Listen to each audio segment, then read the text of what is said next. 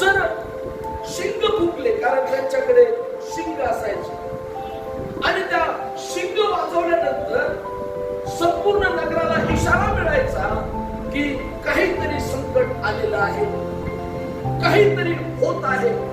आणि मग त्या देशाचा राजा असेल, त्या देशाची प्रजा असेल, त्या देशाचं सैन्य असेल, जेव्हा ते रणशिंग फुकल्या जायचं, त्या रणशिंगाचा आवाज सगळ्यांच्या कानावर पडायचा, तेव्हा ते राष्ट्र सावध व्हायचं. हालेलुया. पण देव म्हणतो की शत्रू आलेला आहे, तलवार आली म्हणजे शत्रू आलाय आक्रमण करण्यासाठी.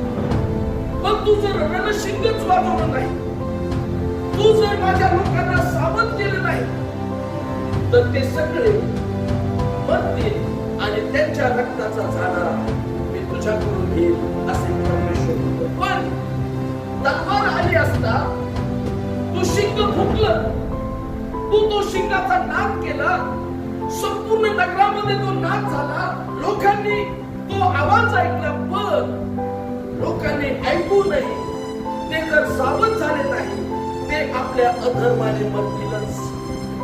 पण जर तू शिंग वाजवलं तर त्यामुळे असे होईल तू आपला जीव वाचव.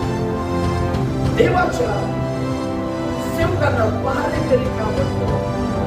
कारण देवाचा सेवकाला देवाने त्याच्या लोकांमध्ये भविष्यात येणारे संकट असतील, भविष्यात येणारे आध्यात्मिक हल्ले असतील, जे आमच्या हिताचे नाहीत, जे आमच्या हानीचे आहेत, जे आमच्या नाशाचे आहेत, जे आम्हाला कदाचित प्रियानो आध्यात्मिक रसाकडे नेणारे असतील. आणि जर देवाचा पहारेकरी म्हणून त्याने संकट पाहिलं, त्याने तलवार येताना पाहिली, त्याने शत्रूला पाहिलं, त्याने सगळं जे घडत आहे ते पाहिलं, पण जर देवाच्या सेवकानं शिंगच फुटलं नाही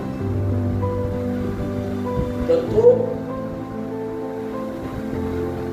हे राष्ट्र नष्ट होईलच होईल, तो व्यक्ती मरेलच मरेल. पण त्या पहारेकऱ्याने शिंग न फुटल्यामुळे परमेश्वर त्या प्रत्येकाच्या रक्ताचा जाळ, त्या प्रत्येकाच्या रक्ताचा झाडा त्या पहारेकऱ्याकडून घेईल असं देवाचं वचन.